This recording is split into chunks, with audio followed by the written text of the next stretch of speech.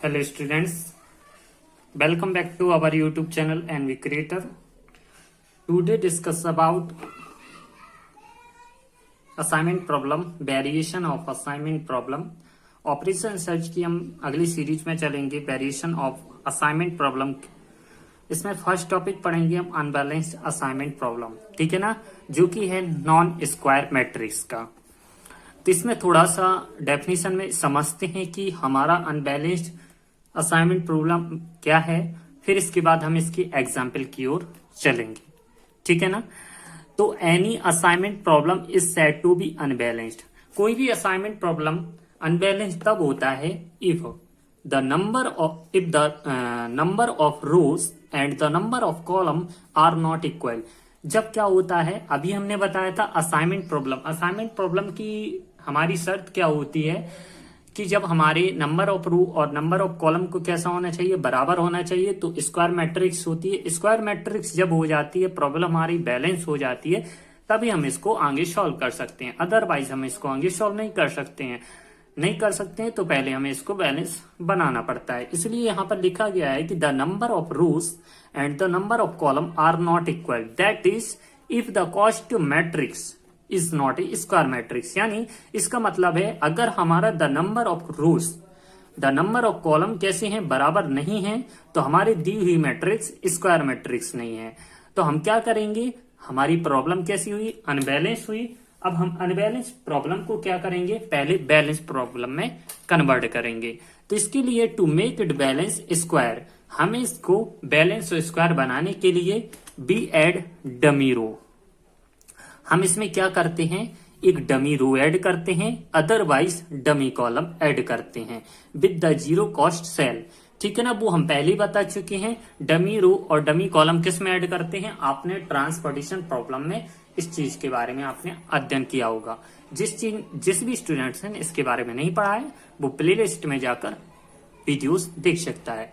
These cells are treated the same way as the real cells and apply Hungarian method to find the solution. इसके बाद हम क्या करते हैं, जब भी हम क्या कर देते हैं, डमी रो या डमी कॉलम को जीरो कॉस्ट सेल में कन्वर्ट कर देते हैं, अदर एक अलग से सेल या कॉलम रो या कॉलम को ऐड करके जीरो कॉस्ट सेल में परिवर्तित कर देते हैं। फिर इसके बाद हम इसमें ह्यूजेरियन मेथड को अप्लाई करते हैं, ठीक है ना। तो हम चलते हैं इसके एक एग्जाम्पल पर, इसका एक एग्जाम्पल देखते हैं ताकि आपको पूरा क्लियर हो जाए कि हमारी अनबैलेंस असाइनमेंट प्रॉब्लम क्या है, इसको हम सॉल्यूशन किस तरीके से करते हैं। Let's see. अब हम इसके एग्जाम्पल पर चलते हैं और हमारा फर्स्ट एग्जाम्पल दिया गया है, there are 4 jobs to be assigned to the machine. यहाँ पर जो हमारी 4 जॉब्स हैं वो कितने मशीन के साथ, यहाँ पर 5 मशीन के साथ असाइन की गई हैं। Only 1 jobs could be assigned to 1 machine. और उसने कहा है कि जो हमारी देखिए 4 जॉब्स दी गई हैं और मशीन कितनी दी गई हैं, 5, ठीक है ना। और वो बोल रहा है कि एक जॉब एक मशीन के लिए ओनली अप्लाई हो सकती है, ठीक है ना। यानी एक जो वर्क है वो एक ही मशीन के साथ कार्य हो सकता है। The amount of the time in the hours required for the jobs in a machine are given the following matrix. जो हमारा जॉब्स और टाइम मशीन का है वो इस तरीके से टेबल में दर्शाया गया है। और हमारी यहाँ पर देखते हैं, यहाँ पर जॉब्स और मशीन दी गई हैं। यहाँ पर मशीन है ABCDE। यहाँ पर हमारी 5 मशीन दी गई हैं, 1 2 3 4, 4 जॉब्स दी गई हैं। यहाँ पर प्रत्येक जॉब प्रत्येक मशीन के लिए कार्य कर रही है, ठीक है ना। तो यहाँ पर फिर नीचे लिखा गया है, find an optimal assignment of jobs to the machine to minimize the total processing time and also find out the which machine no jobs is assigned, what is the total processing time to complete all jobs। तो यहाँ पर हमें minimum cost find out करना है। तो यहाँ पर हम किसके बारे में चर्चा कर रहे हैं, हमने शुरुआत में ही पहले बता दिया है कि हम यहाँ पर अनबैलेंस्ड असाइनमेंट प्रॉब्लम के बारे में डिस्कस कर रहे हैं, ठीक है ना। तो वो साफ साफ ही जिक्र हो रहा है, दिख रहा है आपको कि यहाँ पर 4 जॉब से दी गई हैं, 5 मशीन दी गई हैं। तो हमारी दी गई प्रॉब्लम कैसी है, अनबैलेंस है। तो सबसे पहले उसको लिखते हैं, देखते हैं और यहाँ पर इसका सॉल्यूशन करते हैं। तो सॉल्यूशन यहाँ पर डालेंगे हम सॉल्यूशन।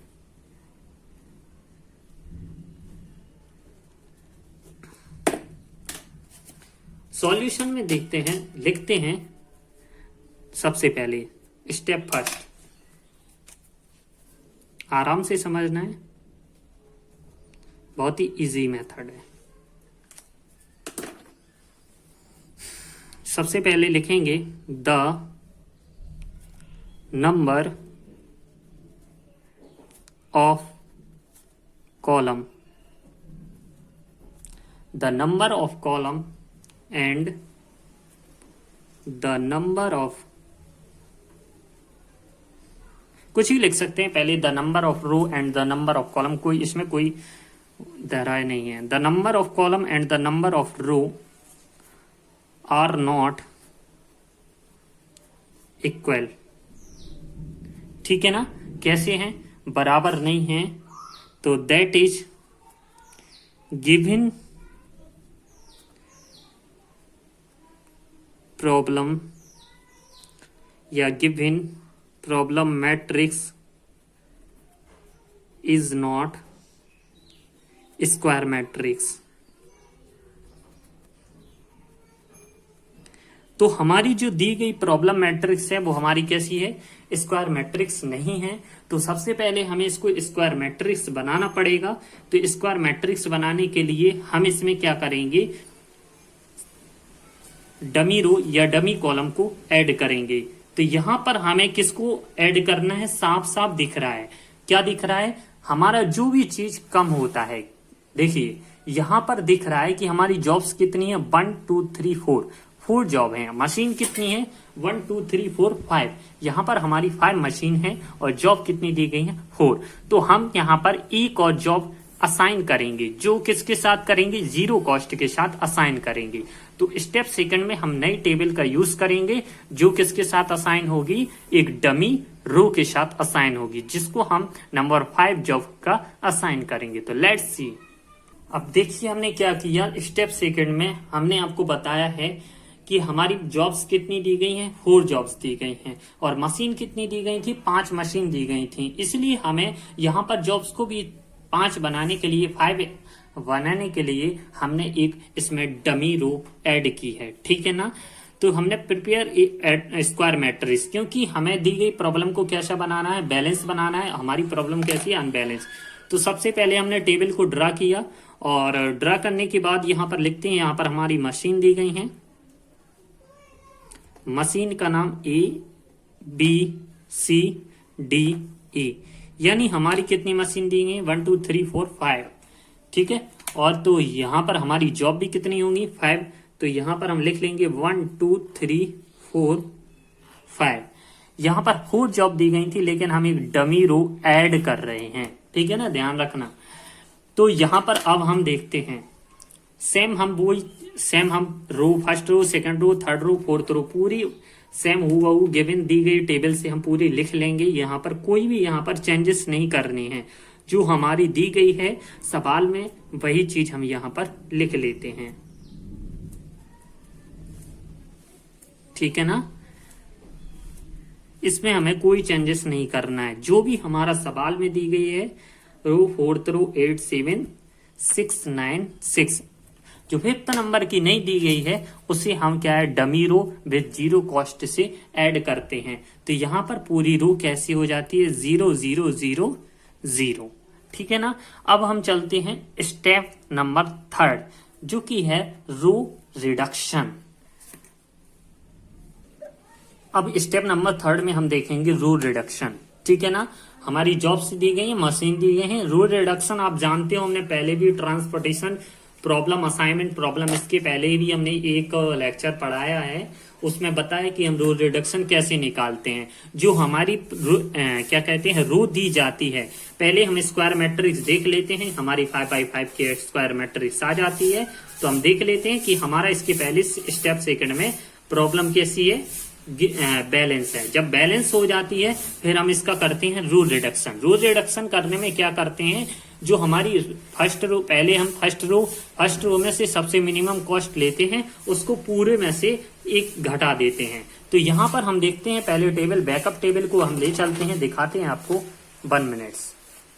तो यहाँ पर देखते हैं 4 3 2 6 7, यहाँ पर सबसे छोटा कॉस्ट क्या दिख रहा है आपको, यहाँ पर सबसे छोटा कॉस्ट हमें डी नंबर का 2 दिख रहा है, तो हम क्या करेंगे, 4 में से 2 को घटाएंगे तो इधर 2 बचेगा, 3 में से 2 को करेंगे तो यहाँ पर 1 बचेगा, 6 में से 2 को सब्ट्रैक्ट करेंगे तो 4 बचेगा, यहाँ पर 0, यहाँ पर 5 बचेगा। ठीक है ना। सेम इसी तरीके से सेकंड रो में करेंगे, थर्ड रो में, फिर फिफ्थ रो में। फिर इसके करने के बाद स्टेप नंबर 4 असाइन करेंगे, वो होगा कॉलम रिडक्शन। अगर हमारा किसी भी कॉलम में रो अगर पहले से एक 0 दिख रहा है, इसलिए हम यहाँ पर कॉलम रिडक्शन नहीं करेंगे, क्योंकि हमारी पूरे में से हमने एक डमी रो ऐड किया है, तो यहाँ पर हमारा कॉलम रिडक्शन असाइन नहीं होगा। ओनली कौन सा असाइन होगा, रो रिडक्शन। इसलिए हम आप इसको असाइन करते हैं, देखते हैं। तो यहाँ पर कॉस्ट थी हमारी 4 और सबसे छोटा था 2, तो यहाँ पर 4 में से 2 गया तो 2 बचा, और यहाँ पर 3 में से 2 गया तो यहाँ पर 1 बचेगा, और यहाँ पर 6 में से 2 गया तो कितना बचेगा, 4 बचेगा, 2 में से 2 गया तो 0 बचेगा, यहाँ पर 5 बचेगा। अब सेकंड रो में देखते हैं, तो हम सेकंड रो में देख लेते हैं। हमारी सबसे छोटी कॉस्ट दिखाई देती है 10, तो 10 में से 10 जाएगा 0, 12 में से 10 जाएगा तो 2, यहाँ पर 11 में से 10 जाएगा तो 1, यहाँ पर 14 में से 10 जाएगा तो 4 बचेगा, और सेम 16 में से 10 जाएगा तो 6 बचेगा। सेम प्रोसेस नंबर 3 रो पर करते हैं, तो यहाँ पर हमारी मिनिमम कॉस्ट 1 दिखाई देती है, तो 4 में से 1 जाएगा, 3 बचेगा, यहाँ पर 3 में से 1 जाएगा 2, यहाँ पर 2 में से 1 जाएगा तो 1, यहाँ पर 1 में से 1 0, यहाँ पर 5 में से 1 4। सेम नंबर 4 पर हम रो पर वही चीज असाइन करते हैं। यहाँ पर हमें मिनिमम कॉस्ट प्राप्त होती है 6, तो यहाँ पर 8 में से 6 जाएगा तो 2 बचेगा, और यहाँ पर 7 में से 6 जाएगा तो 1 बचेगा, और यहाँ पर 6 में से 6 0, और 9 में से 6 3, और यहाँ पर 6 में से 6 0। ठीक है ना। तो अब हम क्या करते हैं, और हमारा 5th नंबर का असाइन 0 है, तो हम पूरा 0 लिख लेते हैं। अब क्या करते हैं, स्टेप नंबर 4 क्या होता है हमारा, कॉलम रिडक्शन। चलिए उसको भी हम लिख लेते हैं। यहाँ पर आप ये ना बोलो कि हमने यहाँ पर वो क्यों नहीं किया, तो अब हम आपको वो समझाते हैं। हमें पहले भी हमने असाइनमेंट प्रॉब्लम में बताया कि हम कॉलम रिडक्शन किसका निकालते हैं। कॉलम रिडक्शन हमेशा रो रिडक्शन का हम निकालते हैं। आपको ये बात हमने पहले भी बताई हुई है। इसलिए हम कॉलम रिडक्शन यहाँ पर देखते हैं, जिस चीज में हमारी पहले से मिनिमम कॉस्ट क्या है 0, अगर 0 में से किसी भी संख्या को घटाएंगे तो हमारा वही संख्या प्राप्त होगी, क्योंकि हमारी 0 सबसे छोटी संख्या है। सेम यहाँ पर भी 0 मिल रहा है, यहाँ पर भी, यहाँ पर भी, यहाँ पर। तो यहाँ पर इसका हम कॉलम रिडक्शन का क्या करेंगे, no need to apply column rid operation. तो हमें यहाँ पर कोई भी चीज, इस चीज की जरूरत नहीं है। तो आप लिख सकते हो, सिंस ईच कॉलम हैज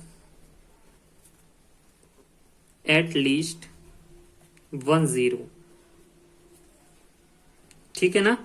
यहां पर प्रत्येक कॉलम में क्या है, एक 0 है, इसलिए हम क्या करेंगे, no need applying column reduction. तो यहां पर हमें कॉलम रिडक्शन की कोई भी जरूरत नहीं होगी।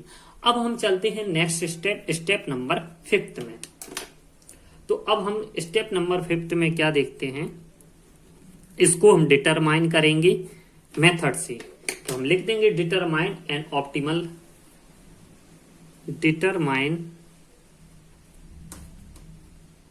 ऑप्टिमल असाइनमेंट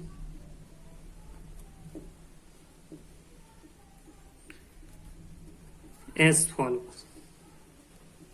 ठीक है ना। तो हमने जिस तरीके से आपको मेथड पढ़ाई हुई है, यूजेरियन मेथड, तो उसी मेथड को हम अप्लाई करते हुए इसको हम अप्लाई करेंगे। ठीक है ना। तो सबसे पहले हमने आपको पहले भी बताया है कि हम रो को देखते हैं, फिर हम क्या चलते हैं कॉलम को। तो सबसे पहले हम टेबल यहाँ पर ड्रॉ कर लेते हैं। ड्रॉ करने के बाद हम बताते हैं आपको वही चीज पुरानी वाली। Determine an optimal assignment as follows. अब हम क्या करेंगे, जैसे कि हमने लास्ट लेक्चर में हमने सेम प्रोसेस अप्लाई करते आए हैं, वही चीज हमें यहाँ पर अप्लाई करना है। ठीक है ना। तो यहाँ पर भी हम आपको बहुत ही अच्छी चीज बताएंगे।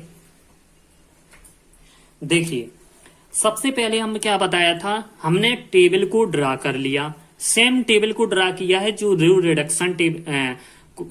रिडक्शन टेबल में हमने टेबल को बनाया है, सेम हूबहू उसी टेबल को हमने कॉपी करके यहां पर लिख दिया है। अब इसी टेबल में हमें कुछ करना है, ध्यान से देखना क्या है। सबसे पहले हम फर्स्ट रो को देखते हैं। फर्स्ट रो में देखते हैं ओनली हमें एक सिंगल जीरो चाहिए है, ठीक है ना, एक सिंगल जीरो। अगर यहां पर हमें 2 जीरो प्राप्त होते हैं या 2 जीरो फाइंड होते हैं तो हम उस लाइन को हम छोड़ देंगे, ठीक है ना, उसको हम नहीं देखेंगे, फिर हम सेकंड रो में चलेंगे।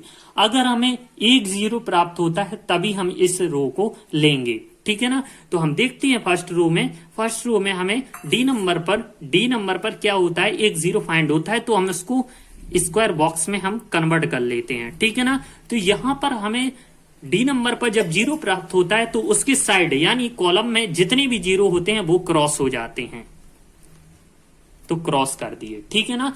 अब हम चलते हैं सेम वही चीज सेकंड रो पर। तो सेकंड रो पर देखते हैं ए नंबर पर हमें एक जीरो प्राप्त होता है जो कि जॉब 2 में कार्य कर रहा है, ठीक है ना। तो यहां पर भी हम इसको बॉक्स में करते हैं तो इसकी जो कॉलम में जितने जीरो होंगे वो क्रॉस हो जाएंगे। तो 1 जीरो था वो क्रॉस हो गया। अब चलते हैं नंबर 3 पर यहां पर 1 जीरो था जो कि पहले क्रॉस हो चुका है, तो हम इस चीज को छोड़ देंगे। अब नंबर 4 पर देखते हैं तो हमारे पास 2 जीरो प्राप्त हो रहे हैं, तो हम क्या करते हैं, देखते हैं, जब हमने पहले ही बता दिया है जब भी हमें 2 जीरो प्राप्त होंगे तो हम उस चीज को लेंगे ही नहीं, तो इसको भी हम छोड़ देंगे। और नंबर 5 पर हमारे 3 जीरो हैं तो हमें इससे कोई मतलब है ही नहीं है, ठीक है ना। तो हम फिर से हम वही चीज अप्लाई करेंगे। अब रो को हो गया। अब हम देखते हैं कॉलम वाइज के लिए। सबसे पहले हमें रो के लिए देखना है। रो हमने 5 रो देख लिए हैं, 5 रो में हमें ओनली 2 बॉक्स मिले हैं, ठीक है ना, बाकी हमने जीरो क्रॉस कर दिए। अब हम बारी आती है हमारी किस अप्लाई करने की, कॉलम की। तो यहां पर ए कॉलम में देखते हैं, ए कॉलम में हमारे जीरो पहले ही था तो इसको हम छोड़ देंगे।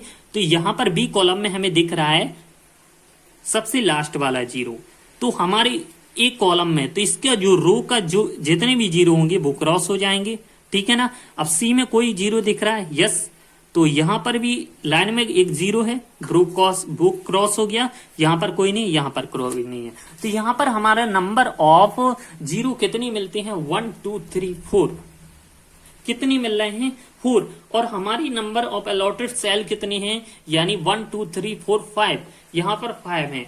जब भी हमने क्या बताया था, ऑप्टिमल सॉल्यूशन कब प्राप्त होता है, जब कैपिटल एन का मान, कैपिटल एन, यहां पर कैपिटल एन का मान हमारा कितना दिया गया है, 5, और यहां पर हमें स्मॉल एन का मान कितना प्राप्त हो रहा है, 1 2 3 4, यहां पर 4, यानी हमारा क्या है कि जो कैपिटल एन है ग्रेटर देन है स्मॉल एन से। तो यहां पर हमें अभी ऑप्टिमल सॉल्यूशन फाइंड आउट नहीं हुआ है, तो हम इसके लिए नेक्स्ट टेबल पर फिर से चलेंगे। इसके लिए हम इसको और सॉल्यूशन करेंगे। जो हमारे जो कवर्ड जीरो हैं इसको हम प्रदर्शित करते हैं स्मॉल एन से, और जो क्या कहते हैं हमारे दिए गए जो हमारे रहते हैं वो कह रहते हैं कैपिटल एन से, यानी हमारा स्मॉल एन ग्रेटर देन है कैपिटल एन से, ठीक है ना। जब भी स्मॉल एन ग्रेटर देन होता है कैपिटल एन से तो हम नेक्स्ट स्टेप में चलते हैं। जब इनके बराबर हो जाता है तो हमारा वहीं पर ऑप्टिमल सॉल्यूशन फाइंड आउट हो जाता है, इस तरीके से निकाल लेते हैं। अभी हमारा ऑप्टिमल सॉल्यूशन फाइंड आउट नहीं हुआ है तो हम नेक्स्ट स्टेप में चलेंगे, मोदी मेथड इसमें अप्लाई करेंगे और हमारे इससे सहायता से आगे आ सकता है। तो चलिए चलते हैं नेक्स्ट स्टेप की ओर।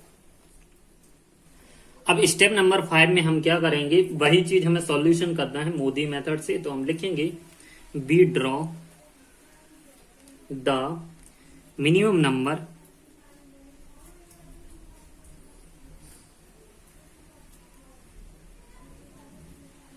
of lines to cover all zero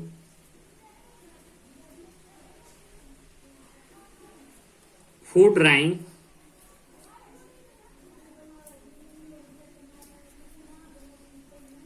minimum number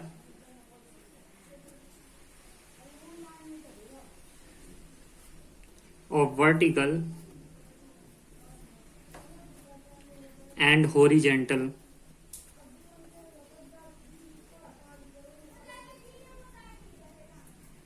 lines.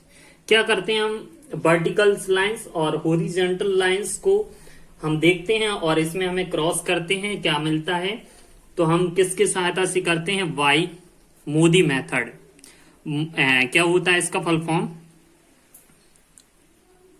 Modify method, ठीक है ना। तो हम इस चीज को, वही टेबल जो हमने अभी ड्रॉ की है, सेम हूबहू टेबल हम यहां पर स्टेप नंबर 5 में बना लेंगे। तो हम चलिए उसको हम ड्रा करते हैं। अब हम क्या करेंगे, सेम टेबल को हमने यहां पर ड्रा कर लिया है। अब हम मोदी मेथड की अप्लाई की सहायता से हम इस चीज को लिखेंगे, ठीक है ना। तो हमने क्या किया है, हम ड्रॉ कर रहे थे और वाकी कर रहे थे, मैंने सोचा आपको समझाते भी जाएं, तो मैंने इसके लिए इसको यहां पर देखते हैं। तो यहां पर ABCD यहां पर मशीन दी गई है जैसा कि आपको पता है, और 1 2 3 4 5 यहां पर आपकी जॉब्स हैं। सेम हमने जो भी अभी इसके पहले हमने क्या किया है, सॉल्व किया था, सेम वो उस टेबल को कॉपी करके लिख लिया है। यहां पर कोई भी चेंजेस नहीं हुआ है। आपको बताया गया था जिसमें 1 0 हो उसको हम मार्क करते हैं, कवर करते हैं बॉक्स को, और उसका रो यानी कॉलम हमारा क्या हो जाता है, पूरा कैंसल आउट हो जाता है। तो हमने क्रॉस कर दिया। सेम हम क्या करते हैं, सेकंड रो में देखते हैं, यहां पर कोई जीरो, यहां पर भी 1 0 है, ठीक है ना। सॉरी, यहां पर फर्स्ट रो में देखते हैं, यहां पर क्या था, 1 0 था, ठीक है ना। तो यहां पर एक कॉलम क्रॉस हो गया। और यहां पर भी देखते हैं, यहां पर भी क्या है कि ए हमारा दिख रहा है, इसमें 1 0 दिख रहा है। तो यहां पर हमारा क्या हो जाएगा, ए कैंसल आउट हो जाएगा, ठीक है ना। अब सेकंड नंबर पे सेकंड रो देखते हैं, वहां पर 1 0, तो यहां पर भी इसका ये कॉलम क्रॉस हो जाएगा, तो इसको हम क्रॉस कर देते हैं। अब क्या है, यहां पर थर्ड रो में 0 नहीं है, फोर्थ रो में 2 0 है, तो इसको छोड़ देते हैं, सेकंड रो भी इसको छोड़ देते हैं। अब आते हैं कॉलम पर, तो यहां पर कॉलम में दिख रहा है A 0, यानी कॉलम में दिख रहा है, तो रो हमारी पूरी कैंसल आउट हो जाएगी,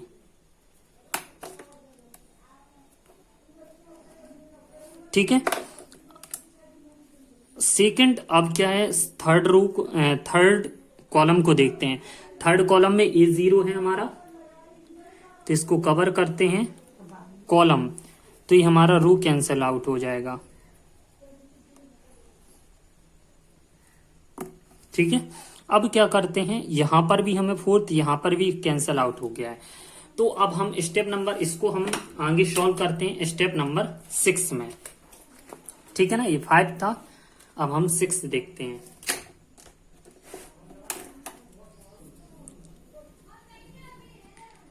स्टेप 6, तो स्टेप 6 में हम क्या चीज देखते हैं, हमने आपको बताया इसके पहले कैसे सॉल्व किया है।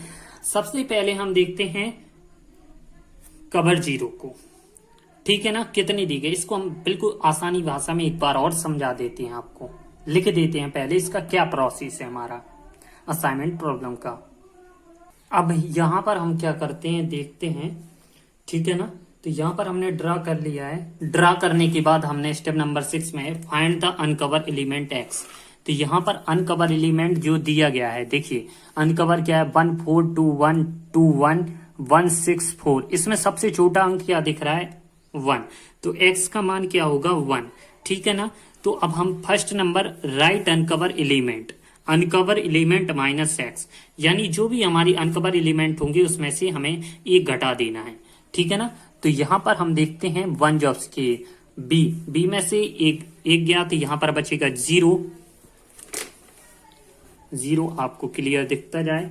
और यहां पर 2 में से 1 गया तो 1 बचेगा, यहां पर 1 बचेगा, और सेम यहां पर 3 बचेगा, यहां पर 0 बचेगा, यहां पर भी 0 बचेगा। और यहां पर डी को छोड़कर 5 में आते हैं, यहां पर 4 बचेगा, यहां पर 5, यहां पर 3, ठीक है ना। यहां पर हमारे सब सारे अनकवर एलिमेंट कंप्लीट हो जाते हैं। अब हम सेकंड नंबर पर आते हैं इंटरसेक्शन वैल्यू। तो इंटरसेक्शन वैल्यू क्या होते हैं, जहां पर ये दोनों लाइन क्रॉस होती हैं। तो यहां पर 2 इंटरसेक्शन है, 0 है, और यहां पर 3 है, 0 है, ठीक है ना। तो यहां पर हमें 2 ही इंटरसेक्शन वैल्यू यहां पर प्राप्त हो रही हैं। तो देखते हैं यहां पर हमारे इंटरसेक्शन वैल्यू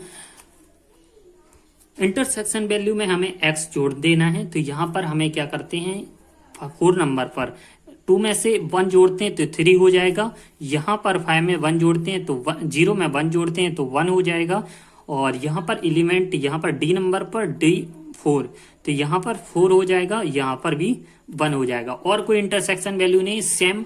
अब हम क्या करते हैं, line other value as same, और हम सेम अदर वैल्यू को हम सेम हूबहू उतार देते हैं।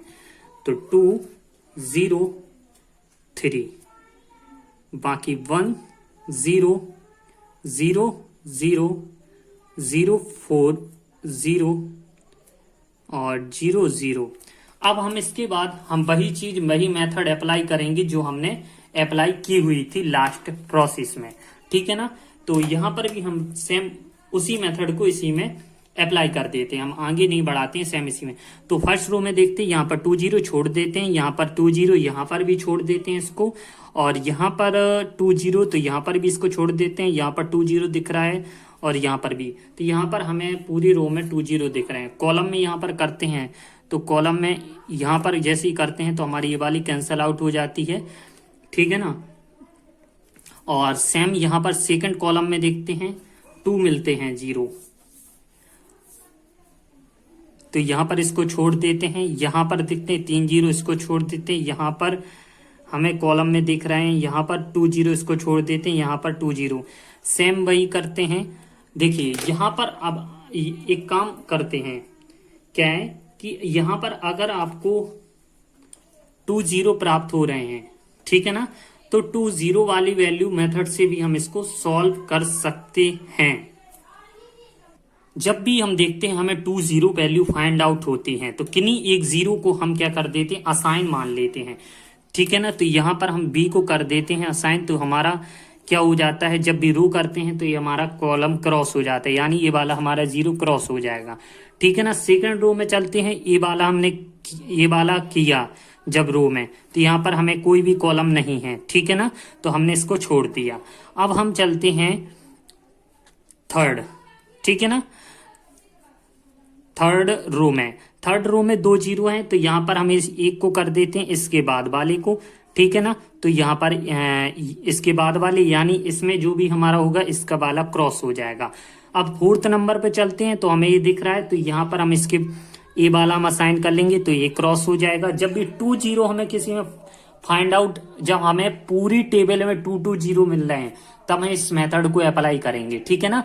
तो हम क्या है, जैसे 2 0 हमें मिल रहे हैं, तो हमने इसके पहले इसको हमने 1 0 का एज्यूम किया, तो इसके नीचे वाले कट गया, ठीक है ना। सेकंड में हमने ये चीज लिया, इस 2 0 थे तो इसको हमने एज्यूम किया, तो इसके बीच में कोई नहीं है तो ये कट गया। अब थर्ड रो में इसको 2 0 है तो इसको एज्यूम किया, तो ये पर वाला हमारा क्रॉस हो गया। फोर्थ में अब हम देखते हैं, फोर्थ में 2 0 है तो इसके वाले पहले को किया। फिफ्थ में भी हमें 3 0 है, तो किसी एक को एज्यूम कर सकते हैं। 4 में देखना, 4 में हमने इसको किया रो, यानी कॉलम क्रॉस, ठीक है ना। अब फिफ्थ में देखते हैं हमें 2 0 मिल रहे हैं, तो हम एक नंबर को हम एज्यूम कर सकते हैं, लास्ट वाले को, तो एज्यूम किया, तो हमारा फिफ्थ रो, ठीक है ना। सॉरी, 1 मिनट और देख लेते हैं हम। जब हमने फर्स्ट को एज्यूम किया तो हमारा इधर क्रॉस हो गया। सेकंड में अब हमने क्या किया, इसको एज्यूम किया, तो इधर कोई नहीं है। थर्ड में इसको एज्यूम किया तो ऊपर वाला क्रॉस हो गया, और फोर्थ में जब हमने इसको एज्यूम किया तो ये वाले हमारे क्रॉस हो जाएंगे, ठीक है ना। फिफ्थ में जब हमने इसको एज्यूम किया तो ऊपर कोई नहीं। अब हम देखते हैं नंबर ऑफ अलॉटेड जीरो और number of row, since the number of assignment is equal to the number of row, ठीक है ना। तो 1 2 3 4 5 कितनी मिल रहे हैं, स्मॉल एन कमांड क्या है। अब देखिए हमने बता दिया है कि हमारी 1 2 3 4 5, यहां पर हमें क्या है कि जो हमारी असाइनमेंट है वो किसके बराबर हो गई हैं, जो हमारी दी गई रोज और कॉलम के बराबर हो गई हैं, ठीक है ना। तो हमारा यहाँ पर ऑप्टिमल सॉल्यूशन हमें फाइंड आउट हो गया है, इसके आगे हमें कोई भी सॉल्यूशन फाइंड आउट नहीं करना है। इतना बात समझ में आ गया। जब भी टेबल में 2 0 प्राप्त हो प्रत्येक रो प्रत्येक कॉलम में, तब ये चीज हमें अप्लाई करनी है। आप किसी भी चीज को, इसको भी बॉक्स करके इसको कर सकते हो, किन्हीं भी कर सकते हो, आप इसमें फ्री हो, ठीक है ना। किसी भी चीज को असाइन कर सकते हो। चलिए चलते हैं इसके नेक्स्ट स्टेप, स्टेप नंबर 6 हो गया हमारा 7 की ओर। यहां पर अब हम लिखेंगे सिंस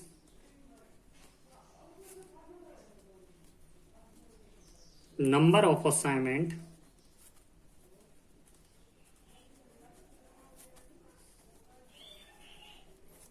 कितना मिल रहा है 5, ठीक है ना, is equal to number of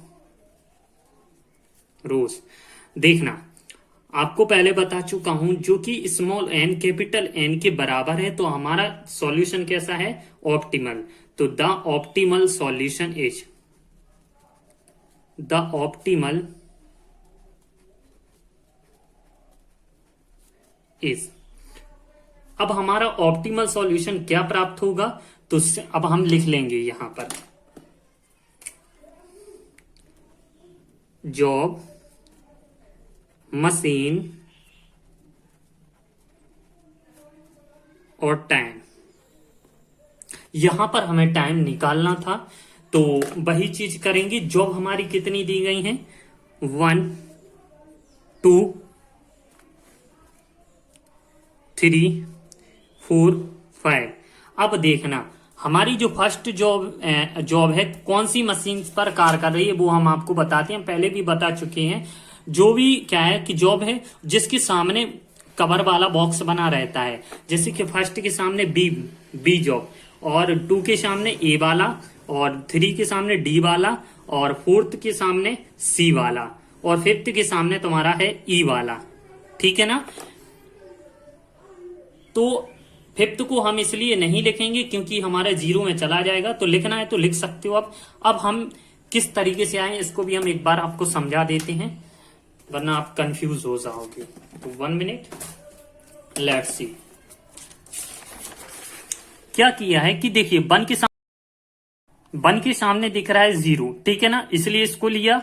और 2 के सामने हमारा मशीन किसको लिया, ए मशीन को, 3 जॉब के लिए डी मशीन को लिया, 4 जॉब के लिए सी मशीन को, 5 जॉब के लिए ए मशीन को।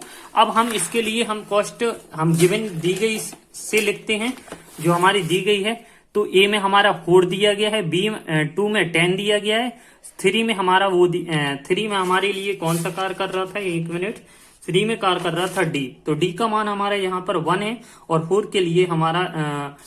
के लिए हमारी थी सी मशीन, सी कितना है 6 है, तो इनको सबको ऐड कर देते हैं।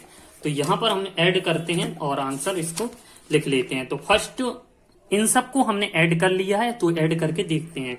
10 और 3 13 और 1 14, 14 और 6 कितना होगा 20। तो यहां पर हमारा आंसर कितना आ जाता है 20, ठीक है ना। तो यहां पर ये हमारा ऑप्टिमल सॉल्यूशन फाइंड आउट होता है। आई होप कि आपको वीडियो कैसी लगी है, और बहुत ही मेहनत से वीडियो बनती है, तो प्लीज एक लाइक जरूर कर दिया करो। आई होप कि आपको पूरा एक एक स्टेप क्लियर हुआ होगा।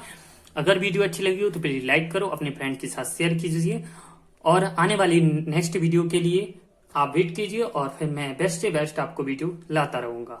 धन्यवाद, और हमारे चैनल को ऐसे ही सपोर्ट करते रहिए, और जल्दी हमें 10 के सब्सक्राइबर की ओर बढ़ते रहिए। फिर मिलते हैं नेक्स्ट वीडियो में नेक्स्ट लेक्चर के साथ।